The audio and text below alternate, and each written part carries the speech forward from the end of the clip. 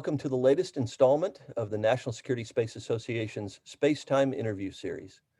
My name is Chris Williams, and I'm privileged to serve as chair of the Mormon Center for Space Studies at the association. Thank you very much for joining us today.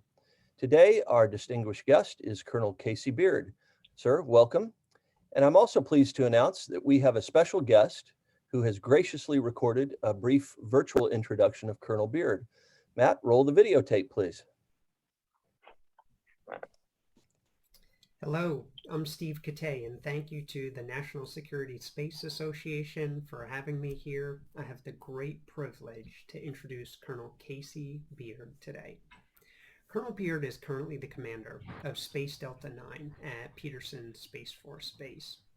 Delta 9's mission is unique. It's to prepare, present, and project assigned and attached forces for the purpose of conducting protect and defend operations and providing national decision authorities with response options to deter and, when necessary, defeat orbital threats.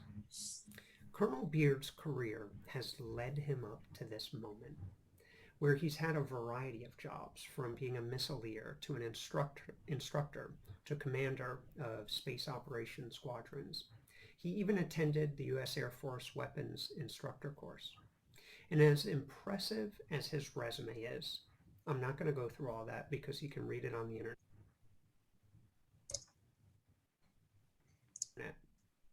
What I'm going to focus on, you can't necessarily find on the internet. What I would like to focus on is Colonel Beard's time at the Office of the Secretary of Defense for Space Policy, where he was on my team when I was the DASD for space policy before joining Microsoft as the Senior Director for Azure Space. Colonel Casey Beard is a tremendous leader. And what I found most profound about him was his vision. Casey was critical to the establishment of the U.S. Space Force. Before the Space Force was established, there were many questions, such as, why do we need a Space Force? What is a Space Force? And how do you structure it? And as leaders of our nation asked these questions, it was Casey, alongside a team of other heroes, who helped create clarity. And I'll never forget the way that he helped me understand the true role of a military service, to develop the people, the doctrine, and the equipment to fight and win in a warfighting domain. And the way to structure and establish a Space Force, in Casey's view, was with three main field commands, each focusing on training, operations, and acquisitions, which is much how it looks today. Now, if you look on the internet for a document called the Space Force Strategic Overview, what you'll find is an official DoD document that was dated February 2019, and it was provided to Congress and the public. And this document outlined the proposal for the establishment of the Space Force. What I can tell you is Colonel Casey Beard had a key role in creating that document, and most importantly, the vision within it. And what I'd like to say to Casey is thank you for all you have done for our nation. What I'd like to say to others listening here is when Casey speaks, you should listen. I know I do. And I hope he has a long future ahead of him in the Space Force, because I know that will be a good thing for our nation and international peace and security. So with that, let's hand it to Chris Williams and Colonel Casey Beard so we can learn more. Thanks again for having me. Great. Well, thank you so much, Steve, for that recorded message.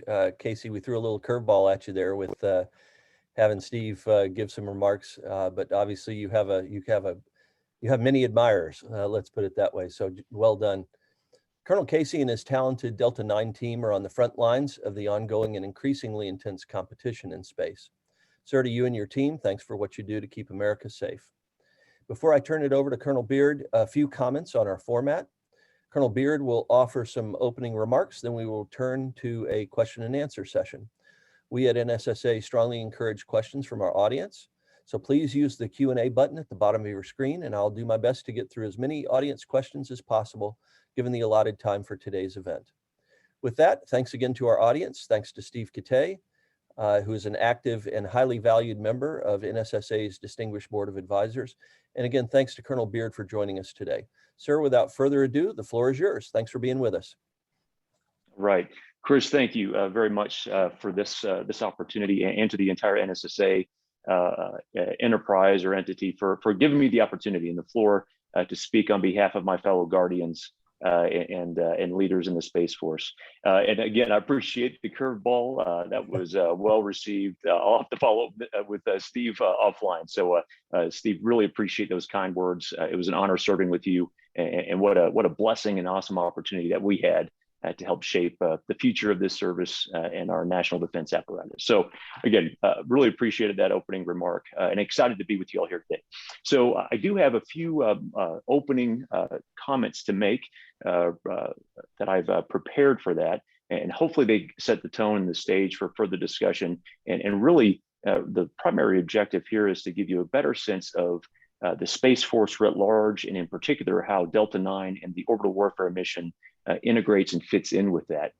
So if you just bear with me for a moment, I'll give a few prepared remarks, and then happy to have that conversation with you and your audience. So again, as stated, Delta IX, our Space Delta IX, our mission is orbital warfare. And as before I actually speak to what that means, what I'd like to do is make the case for why orbital warfare is a mission area, why it is critical, and how we intend to integrate that again with the service and the joint force.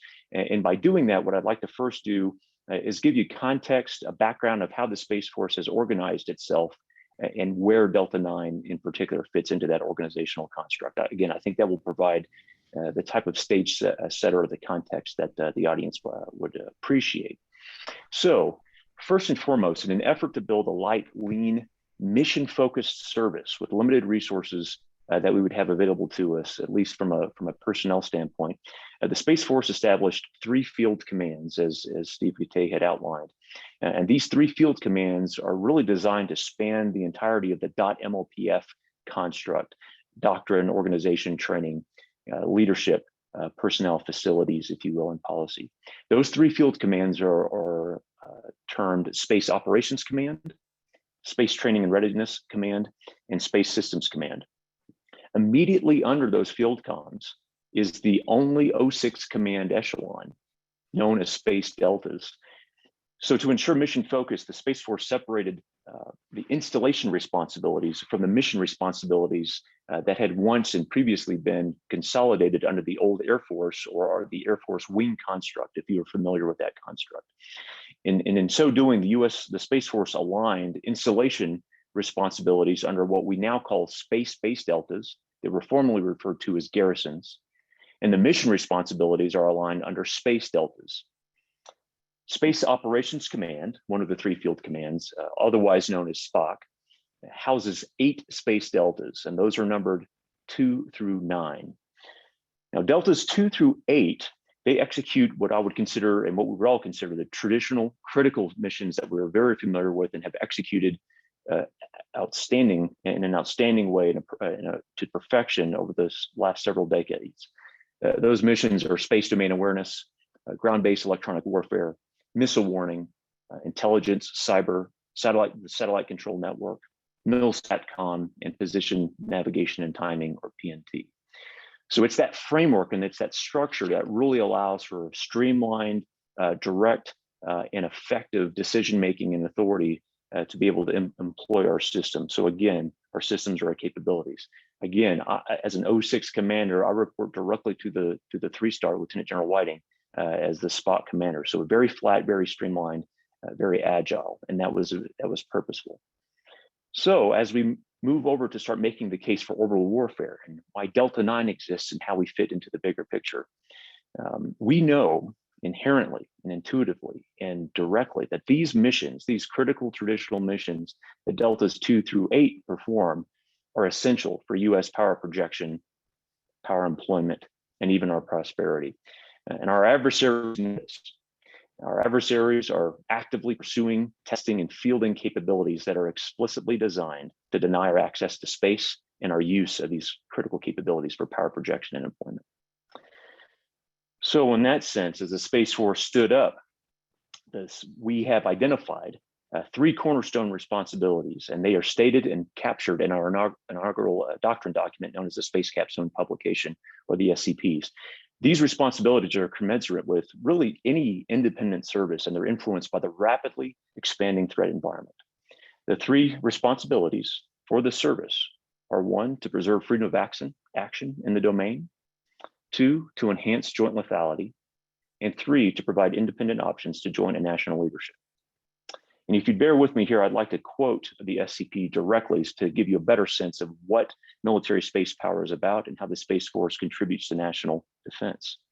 The SCP reads, "The employment of military space forces must enable the lethality of the joint force and provide national leadership with independent options for achieving national objectives. However, any loss of space domain freedom of action compromises the other 2 responsibilities. Thus, preserving freedom of action in space is the essence of military space power and must be the first priority of military space forces." So the SCP doesn't stop there. It provides an important framework, a basic framework for preserving freedom of action, how we would do that, how we would go about doing that. And that framework is found in the basic space architecture. So I will quote one more passage, if you will, from the SCP.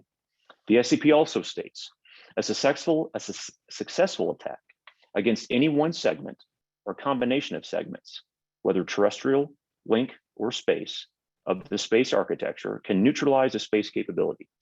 Therefore, space domain access, maneuver, and exploitation require deliberate and synchronized defensive operations across all 3 segments. So bottom line, if we lose access to just one of the 3 segments of a space architecture, then we effectively lose access and certainly freedom of action to space. And that's a scalable concept. So now enter the orbital warfare mission in Delta 9. The orbital warfare mission addresses our service's responsibility of contesting the domain, and it's a significant reason why we have a separate service for space to begin with. But I need to stress this point. Preserving freedom of action is a service responsibility, not just Delta 9's. Delta 9 is the main effort, to use a joint term, in the space segment. We exist to protect critical space-based capabilities, such as those operated by Deltas 4 and 8, and help defend the joint force from space-enabled attacks. Delta 9 is postured to deter and, if necessary, defeat orbital threats. We support integrated deterrence to prevent war from starting or extending into space. Bottom line, if deterrence fails, we will win. We will not be defeated. Of note, the orbital warfare mission, and of course Delta 9, didn't exist before 2020. So we are brand new, and I've had the opportunity, and I've been very fortunate to have been the first Delta 9 commander, and have had the responsibility to activate this unit and the units that are subordinate to the Delta with a tremendous group of Guardians and Airmen. So I've been very blessed and very fortunate to have had that opportunity. And speaking of those units, we have several that are focused on the orbital warfare mission. The first unit that I'll address is the 1st Space Operations Squadron. That unit operates multiple systems, both in LEO and in GEO. In LEO, OneSops operates the SBSS system, ORS-5, and ATRR. And in GEO, it operates the GSAP system, which I know many of you are familiar with. We also have the 3rd Space Operations Squadron, newly activated. For those that might be more familiar with some of the units in the old Air Force Space Command, 3 SOPs did exist. In the past, it was a MILSATCOM unit that had been deactivated in 2017 and reactivated in 2020 as an orbital warfare unit, again, aligned under Delta 9. So we also have the 3rd Space Operations Squadron. I also have a detachment, Delta 9 Detachment 1, which operates the X-37B experimental space plane. I have the 9th Combat Training Squadron that's responsible for combat readiness, ensuring that our Guardians are postured and prepared to conduct the orbital warfare mission. And finally, we have an intel detachment that is detailed to us or embedded with us from Delta 7, the Intel Delta. And we'll soon incorporate a cyber defense squadron just now activating that's also in partnership with Delta 6. So the bottom line here, and then Chris, I'll turn it back over to you, is that Delta 9, and importantly, we are simultaneously building and developing the OW tradecraft. We're activating and building multiple OW units, And we are also integrating across the service, the Space Force and U.S. Space Command and the Joint Force. So it's a great challenge. It's immense. It's critical, but it's also fundamental to our primary role in reason for existence. So I look forward to the conversations, the questions, and also seeing the future growth of Delta IX and the OW to ensure that our critical space capabilities are always available to the Joint Force, to the nation and our allies. So thanks, Chris. Fantastic. Thank you, Casey. That's fantastic overview. I know a lot of people were aware of Del 9's existence, but probably didn't know a lot about it. So thank you for shedding that light. Let me remind our audience again, if you wish to submit questions, use the Q&A button down at the bottom of your screen. But I'll get started with a few questions. Can you characterize the threat environment today? Obviously, there's a lot of discussion both in the Congress and the executive branch, in academia and think tanks, et cetera, that are discussing the range of threats that we face. But can you talk a little bit about what you see as some of the central elements of the threat that we face? That's right. No, very, very good question. And so what I would start there I'd reference 2 points from my opening comments. One, the threat is real in the sense that our adversaries know the level of the reliance that we have on space, again, for national security and national prosperity. They've had the opportunity to study for decades. They understand our potential vulnerabilities or susceptibilities, perhaps, and they have deliberately developed and fielded capabilities that are intentionally designed to try to exploit those. And so just from an opening salvo, if you will, the broad threat that we face is a potential adversary or potential adversaries that are oriented toward denying us access to space and denying our use of the domain. So that in and of itself is something to take note of and to be aware of. It shapes potential adversaries' priorities, investments, and their own .MLPF structure in a way that we must be cognizant of and aware. But to expand that a little bit further, our adversaries are active. They're not sitting back. They are aggressively pursuing these capabilities and demonstrating their willingness to potentially use them. And I would say there, if I were to summarize that threat more from an operational or even tactical perspective, I believe that the more immediate threat that we're seeing is the rate and the complexity of the threat systems that are being fielded. And so the second part of my opening comments also discussed the space architecture as a great framework to understand what space defense and preserving freedom of action entails. We have to be cognizant of multiple threat vectors that would come to us or could be realized through the terrestrial segment, through our ground-based networks, through the link segment, the electromagnetic spectrum, and certainly from the space segment. And what we can't do is focus solely on the space segment, which tends to be where our attention understandably will lie on, and lose sight of the threat systems that might be fielded otherwise that would minimize or eradicate our ability to even exploit the domain itself. So we are seeing not only development of on-orbit capabilities or space-based threats, but cyber capabilities that are designed to take out our ground systems, and certainly electronic attack and jamming capabilities that would deny the link segment for our ability to access that. It's really the combination of those capabilities compounded by the deliberate and strategic approach and the intent to deny us the access to space that I would say is the greatest threat that we're facing.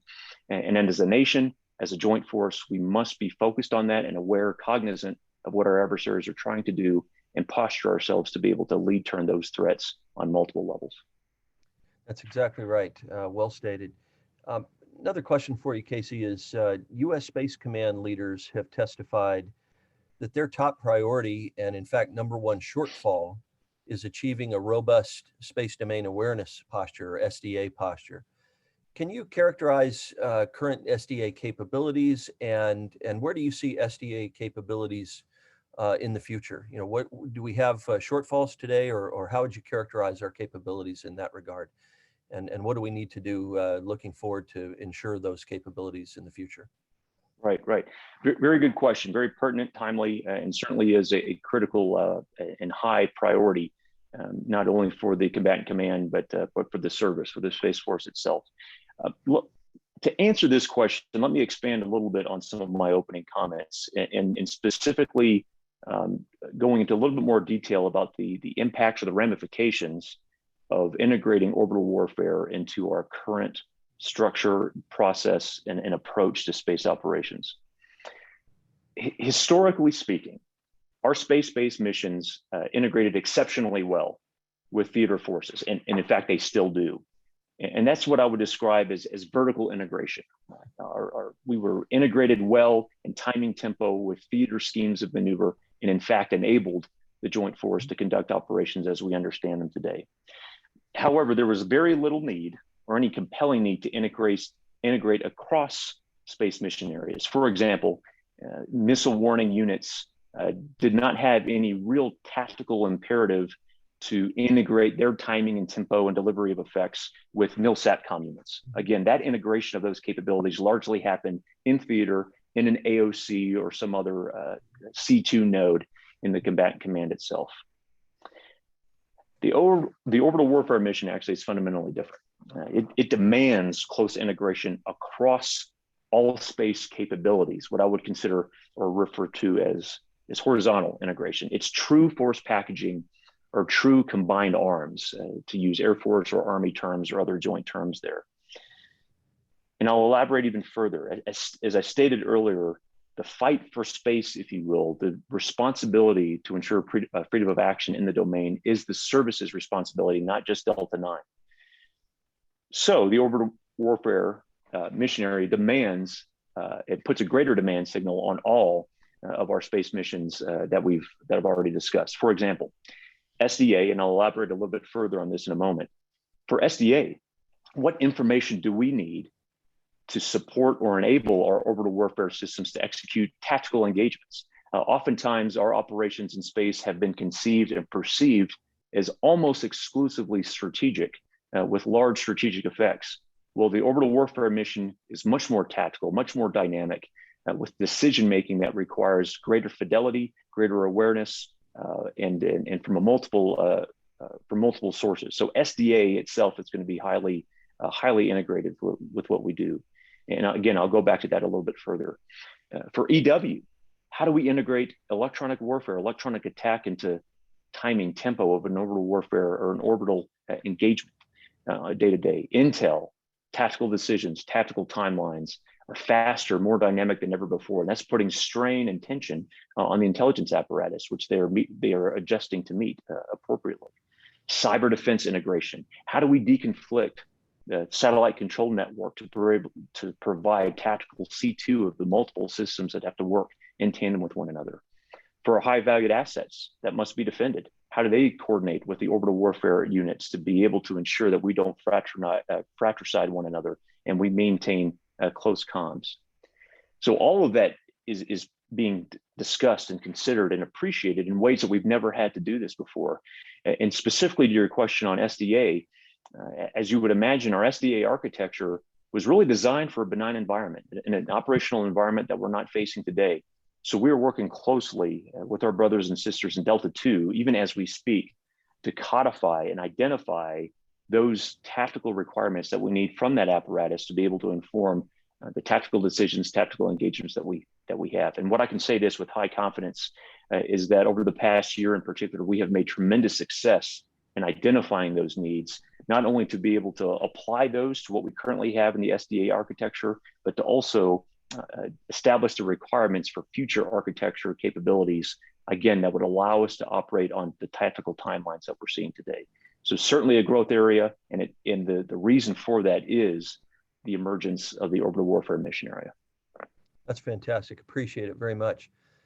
You mentioned, or in your mission statement, and as Steve Katay noted, Delta 9 presents U.S. Space Force forces and capabilities to U.S. Space Command for operational use as directed by the Commander of Joint Task Force Space Defense, Major General James, who we were lucky to have as a previous interviewee on a SpaceTime interview. A solid guy, a very strategic thinker, and a great leader. Can you explain what it means to present forces and how these reporting chains operate in practice, whether in peacetime or crisis or wartime? Certainly. Another good question, and one that is often asked, in particular, as we try to differentiate between the Space Force and Space Command. itself. What is the difference? And there's a distinct difference, as you know. So just very basically, military services are designed to organize, train, and equip forces, and then of course present those forces, some of those forces, to combatant commands for tasking and employment. So combatant commands, and specifically combatant commanders, are giving warfighting authorities to employ the forces that the service provide to them or offer to them, or in this case, as we've been saying, present to them. Those authorities that combatant commanders have are described as COCOM, OPCON, and TACON, combatant command authority, operational, or combatant command authority, operational control, and tactical control. So while services don't have warfighting authorities, they do employ their presented forces, i.e. those forces that are made available for tasking, under the authority of combatant commanders, the combatant commanders that they're presented to. The forces that aren't presented are considered service retained. And the reason why a service would retain certain forces is to ensure that they are prepared for the future fight, which is really where the services orientation is preparing for the future fight, where the combatant command is focused on the fight tonight or the current fight. And so the service will retain forces to continue to prepare them. And that can range from, preparation could range from effects or actions like maintenance, depot maintenance, or even training and training forces for the new threat or the new environment they might have to ensure that they're ready at all times. Those forces that, therefore, that are presented are in the fight under the command and control and the authority of the combatant command itself. Now, to further explain the relationship that Delta 9 has, in particular to, or vis-a-vis to U.S. Space Command, it's good to understand the basic structure of the command itself. So Space Command has two subordinate commands, which I'm sure you covered as you discussed with Major General James in your previous interview. So the two main commands that U.S. Space Command has, subordinate commands, are the Combined Forces Space Component Command, known as SIFSIC, that is currently commanded by Major General Deanna Burt of the U.S. Space Force. And the other subordinate command is Joint Task Force Space Defense, JTFSD, commanded by Major General Tom James from the U.S. Army. Generally speaking, operational squadrons from Deltas 2 through 8 are under the tactical control or take-on of SIFSIC. Delta 9's operational units, 1 SOPs and soon to be 3 SOPs, are under the take-on of Commander JTFSD. So I'm aligned under the operational chain, under the take-on of Major General James in JTFSD. And our units, 1 SOPs now, and again, soon to be 3 SOPs, are presented for tasking, for employment under JTFSD and the commander of JTFSD. So those are the forces that are presented. The other squadrons I have, such as Det 1, the X-37B team, my 9th Combat Training Squadron, those are service retained. Those are not presented for tasking to Commander JTFSD, and that allows me to ensure that I have constantly have forces that are prepared to meet the fight should that be needed. Thank you. Appreciate that. You played a role, as Steve Katay mentioned, you played a role in drafting the Space Capstone document and doctrine issued by the Chief of Space Operations. Can you tell us more about America's space doctrine and how it impacts national security space plans and operations, including for Delta 9? And looking ahead, how might that doctrine evolve over time? What lessons learned, if any, have you and your colleagues learned from the doctrine having been in place for, I guess, a year and a half now or so? Sure. Doctrine is fundamental. It's certainly not prescriptive. It is a compilation of best practices, if you will, tried and true ideas, institutional understanding of the mission and how it's best employed. And what I would start with saying is, in answering your question, is really the reason why SCP exists, the SCP and the doctrine itself exists in the first place, particularly the capstone aspect of that. When we were about to establish the Space Force, it was clear and appreciated that the new service had to understand its purpose, its responsibilities, its roles, and its competencies, i.e. how it integrated or what it delivered to the Joint Force, if you will, for national defense, and how it would integrate with the rest of the Joint Force. And in that sense, it would help help the service understand its identity.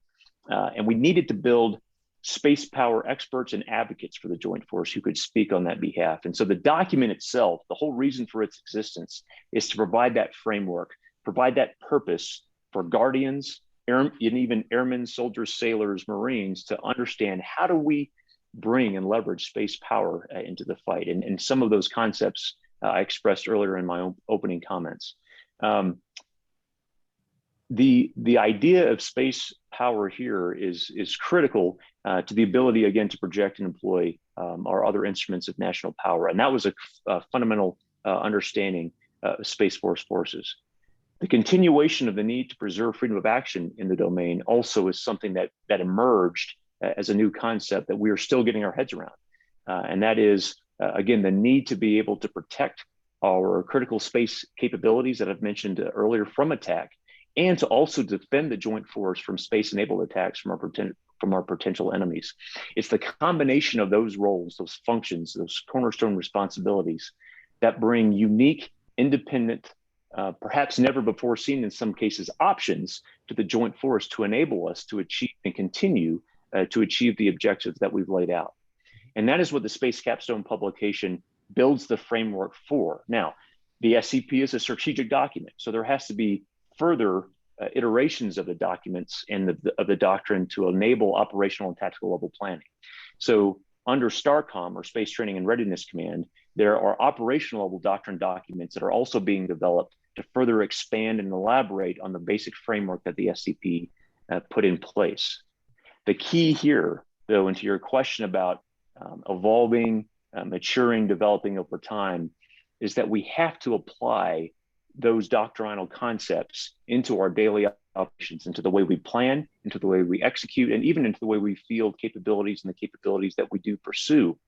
What it can't be, and what would be detrimental to our advancement of our capabilities, if those doctrine documents remain as theoretical concepts.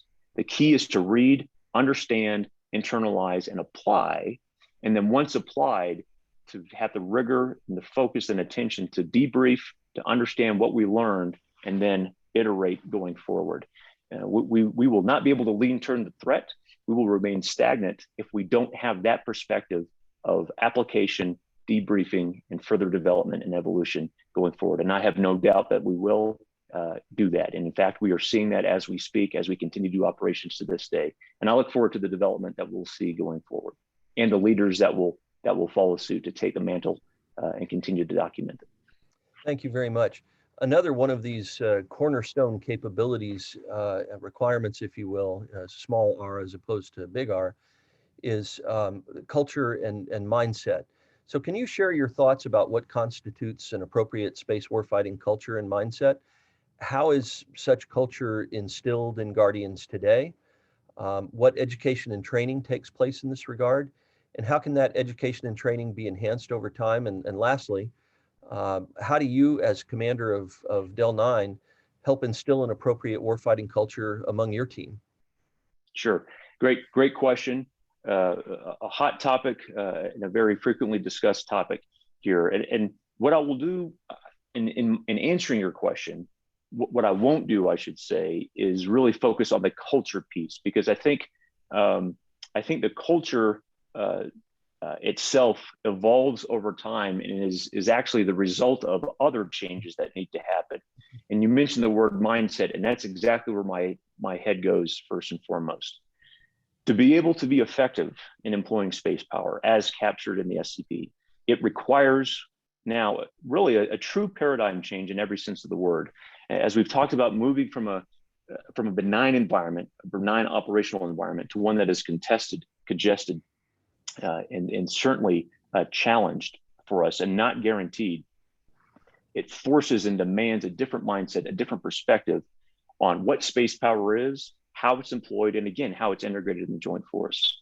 So the emphasis is on changing that mindset, continuing to educate not only our Guardians, but the larger community about what space power is, hence the conversation we're having today.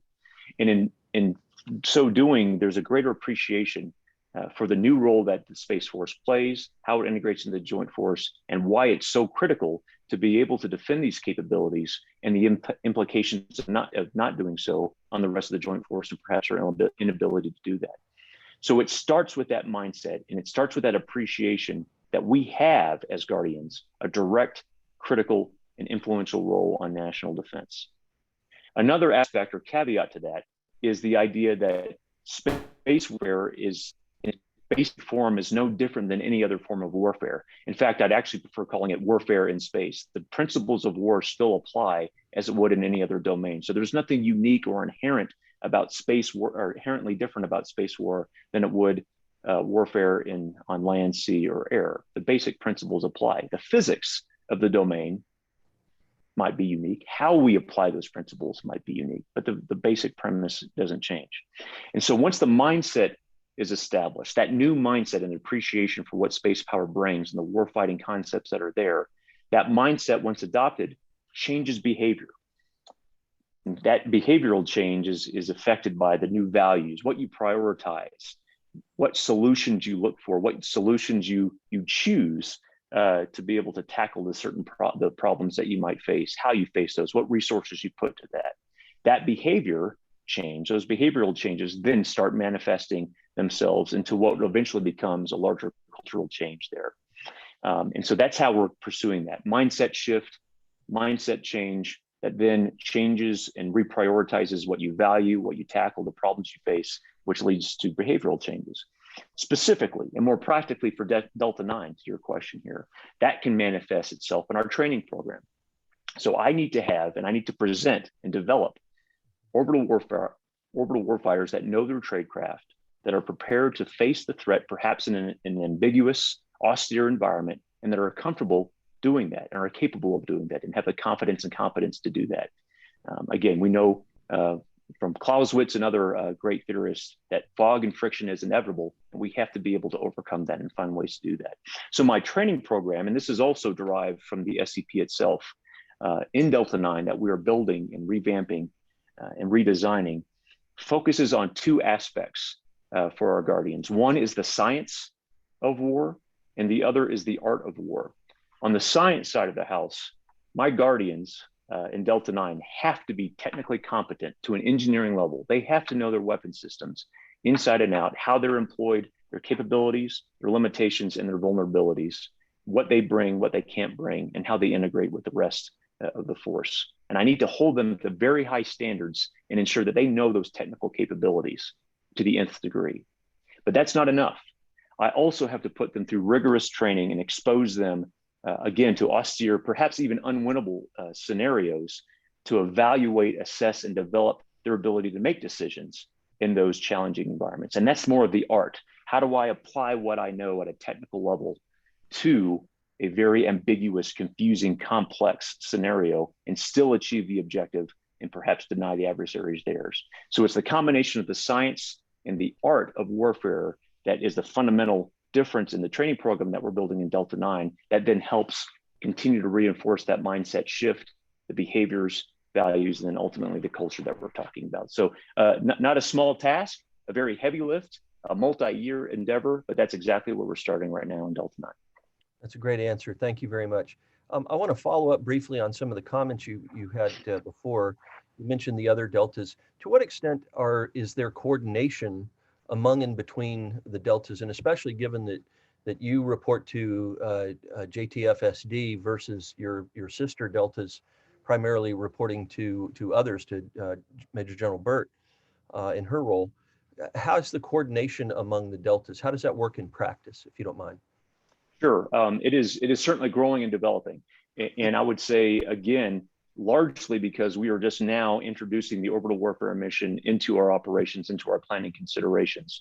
And so at the moment, we do have good tactical comms at the unit level, the squadron levels. If we were doing operations that would require that type of integration, those comms are certainly there. And there's a growing and very solid relationship between CIPSIC and JTFSD at the operational level to ensure deconfliction is done at the right level, so taskings flow accordingly that would enable the tactical units to do that integration. But what I would say is this is probably one of the biggest growth areas that we have, not only in the service, but in the command to continue to incorporate the orbital warfare requirements and demand signals that would force that type of integration just on a natural and organic basis. We are taking significant steps in both the command and the service to enable that way of warfare, that enable that type of coordination. And the good news is all Delta, and I can say this with confidence, all of my Delta commanders across the field commands are in lockstep and agreement and understanding of what we need to do. In fact, we've been on a year-long plus effort to deliberately codify these types of requirements, not just talk about them in theory, codify them, agree to them, and then start implementing them.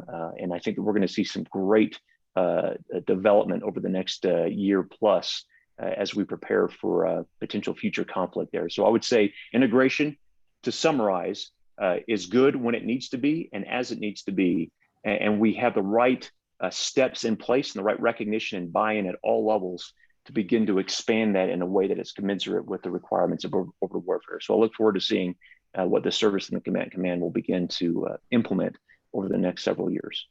Thank you. And still on the theme of coordination with others, obviously you work very closely with U.S. Space Command organizations, JTF, SD, and others. Does Delta 9 have relationships, whether formal or informal, with other combatant commands? I would expect that those will grow over time, for example, with EUCOM and especially Indo-PACOM, but others as well. Can you talk a little bit about, you may have limited interactions there, but could you talk about where that is now and how the combatant commands can better understand what your role mission is and how it contributes to their warfight?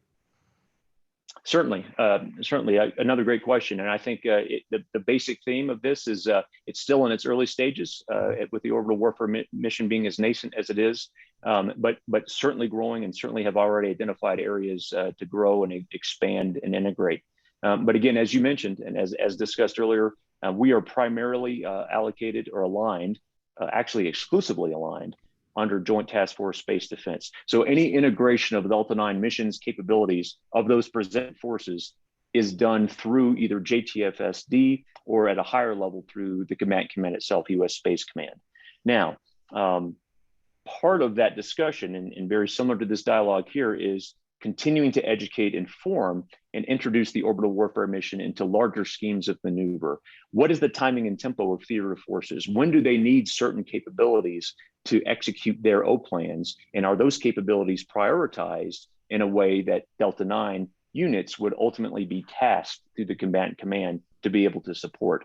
So I certainly see and have already seen great growth in that area, certainly great awareness of the need to fully integrate those.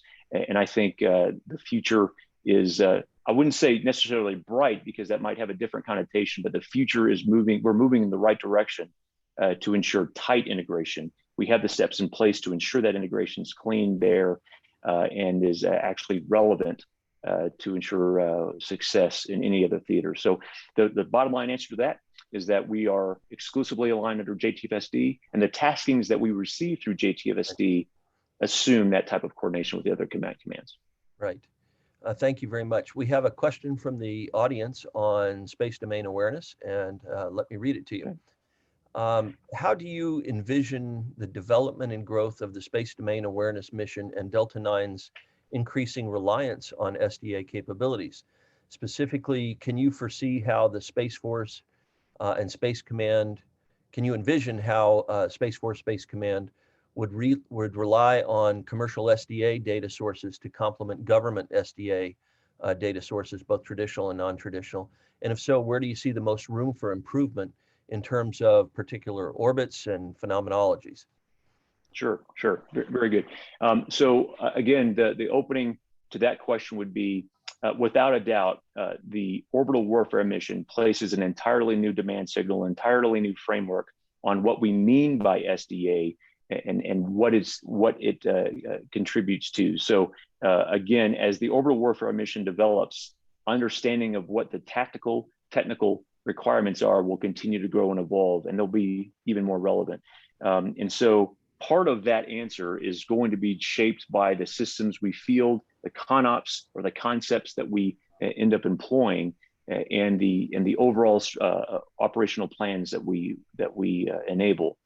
I do see, though, and I'll speak specifically to the phenomenologies, a need for a greater range of phenomenologies and a greater opportunity to integrate traditional and non-traditional sensors, which may include commercial entities as well.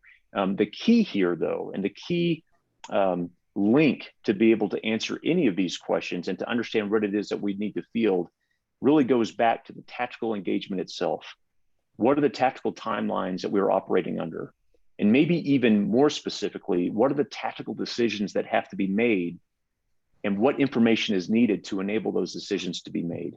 And I think as we look at those decisions, and as we ask the questions about what are the tactical decisions and the timelines that our operators are using? And then we can start solving that problem via various phenomenologies, various technologies, and an integration multi-layered, both ground, space-based, and on orbit. And there's no doubt, I think there was a question in there that having a combination of on-orbit systems, whether in GEO, LEO, or even cislunar, combined with ground-based systems, is certainly a win and something that we can leverage not only today but in the future. Thank you very much. We have a question from former director of the NRO, Marty Fega. Marty, thanks for your question. If preserving space involves a response, whether it's maneuver, electronic warfare, kinetic action, or other, A, who decides that? And B, do you carry that out? Do you carry that out, or does Space Command carry out that responsibility, that mission, that particular action? So in the spirit of again, tactical timelines and tactical operations, the idea that we're evolving and developing is trying to understand that very question. Where do the authorities lie? Where do they need to lie? And which commander is best postured to have the wherewithal, the awareness to be able to make those decisions? And how are they orchestrated, deconflicted, and whatnot? So some of the answer to that question is still in work. We're still figuring that out as we understand this missionary in particular. But what I will say on this is that response options, designation of authorities, and COAs, if you will, have to be pre-coordinated and predetermined before we get into a scenario. And that is where a bulk of our effort is being worked. Mm-hmm. At what point in the operational plan or the O plan, which is actually the responsibility of the command commander and the command command itself, are these effects or objectives needing to be attained?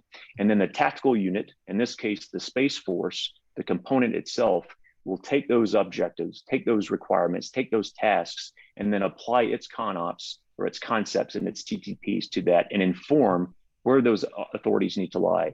And so in somewhat of a roundabout way in my answer, I think the key question becomes the authorities. Who has those? And the answer to that becomes who is best equipped, i.e. who has the availability of the information to make those decisions. And I think that's a growing area that is certainly complex, but we've learned in other domains that there really is the point where you can push those decisions down, that you'll be best postured. But to make that work, it has to be pre-coordinated, pre-understood, and documented prior to execution. Another question from the audience, Casey, is how is Delta 9 working with and collaborating with allies and partner nations? To what extent do you integrate with allies and partners or share information with them or receive information from them to enable your mission? Thank you. Another great question. And so what I will say broadly is that the space mission that we have, space power itself, and its role in national defense and security and the protection of U.S. and allied interests is absolutely a team sport, and not only across the joint force, but across our allies. So we cannot do what we need to do and must do without direct and continual integration with our allies in that regard and partners. As it pertains to orbital warfare, again, given the newness, the nascent nature of orbital warfare, what Delta 9's role is right now is helping to, again, define the tradecraft, define and codify the concepts of operation, the requirements, the tactical timelines, and so on and so forth, that we believe are imperative and essential to be able to execute this mission. So where we are in the movie, if you will, is defining that and then finding ways as soon as we can to then inform and bring in our allies and partners to see how they overlay and can integrate with those ideas. But at the moment, we are primarily focused on understanding that as a service and as a unit, so we can get our framework built and then incorporate others into that idea. We have another question, which is, what is the biggest technical need of Del 9 at this point? Many of the folks on this call are from industry and interested in helping, willing to help. How do you put your requirements out for competition or bid, et cetera? And again, what are some of your greatest needs? Yeah, another great question here. Several avenues that could be of assistance to us, but I'll hit on a couple here.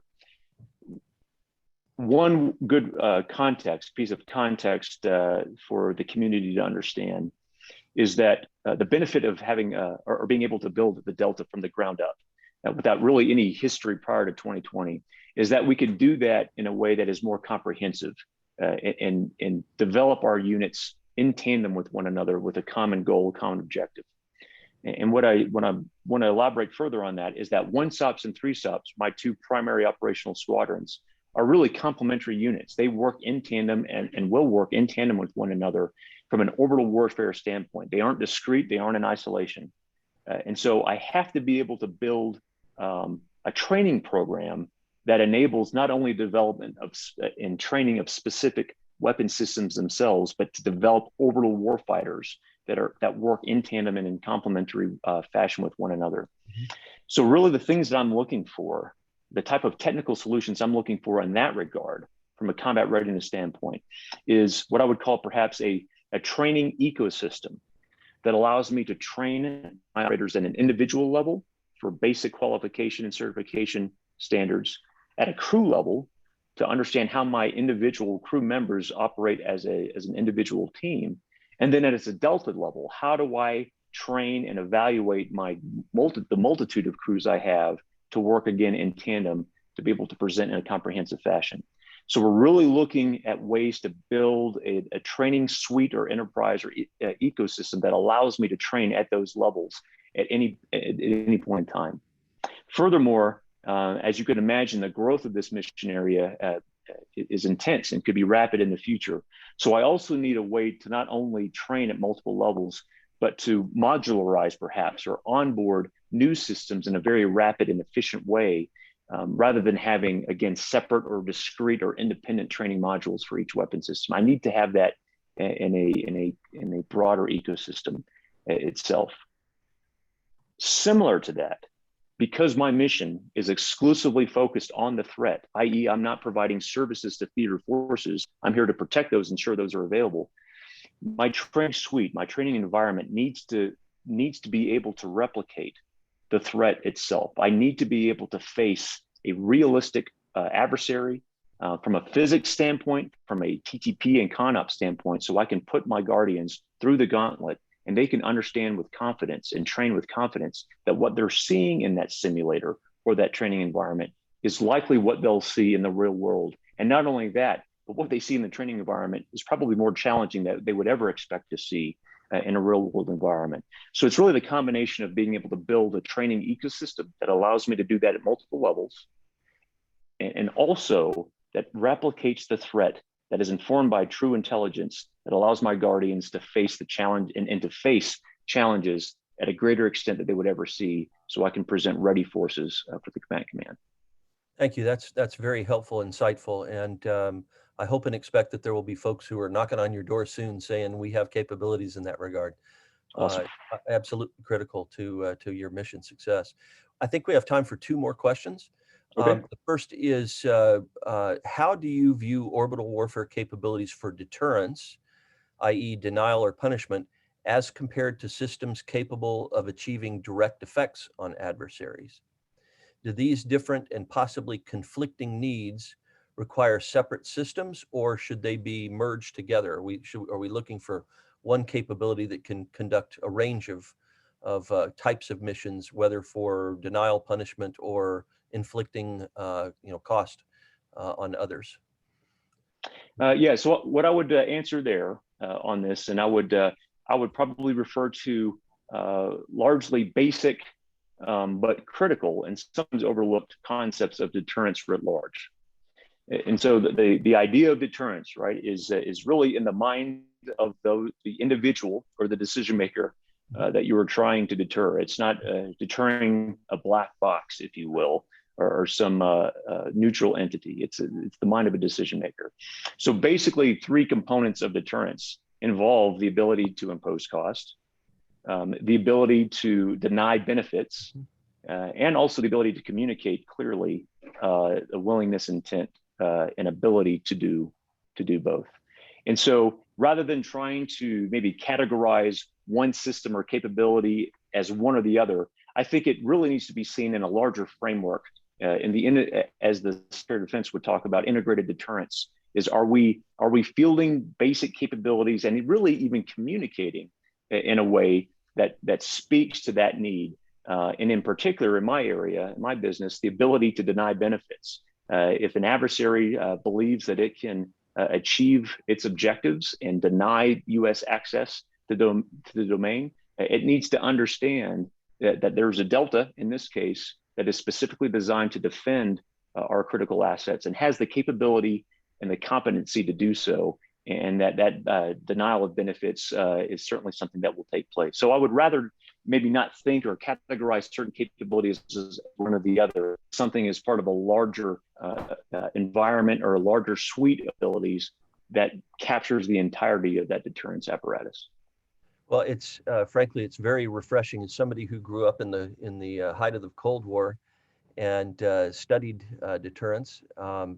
That's been passé for a while, and I'm glad to hear you and Major General James and many others who are grounded in deterrence theory and other aspects. So congratulations to you, and I know that's part of the training that you talk about with your Del 9 comrades there. So thank you very much for that. Last question is a two-parter, and it's broad in scope.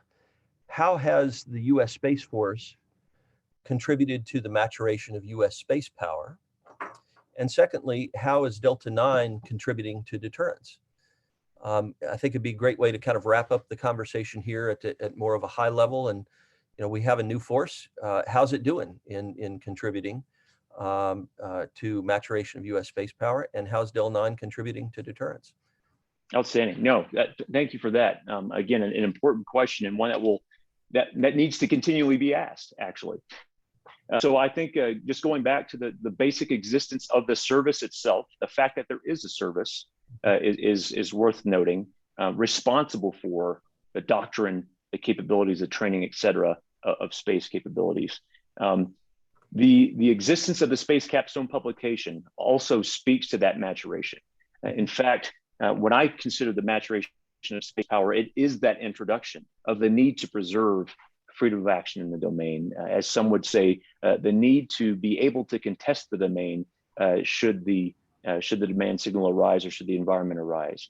And so that introduction of protecting and defending, of orbital warfare, of having a domain-focused approach to ensure that that domain is available at all times across the spectrum of conflict is really the largest example of how space power has matured over the years, and in fact directly correlates to the establishment of the service. So the very fact, kind of in tandem, that we have a separate service dedicated to preserving freedom of action, to enhancing joint lethality, continuing to enhance joint lethality, and that is capable of providing options to joint and national leadership that no other service can provide, speaks to that maturation of space power as identified in the Space Capstone publication. And I think that's where the growth will continue to be in our ability to preserve that freedom of action in particular.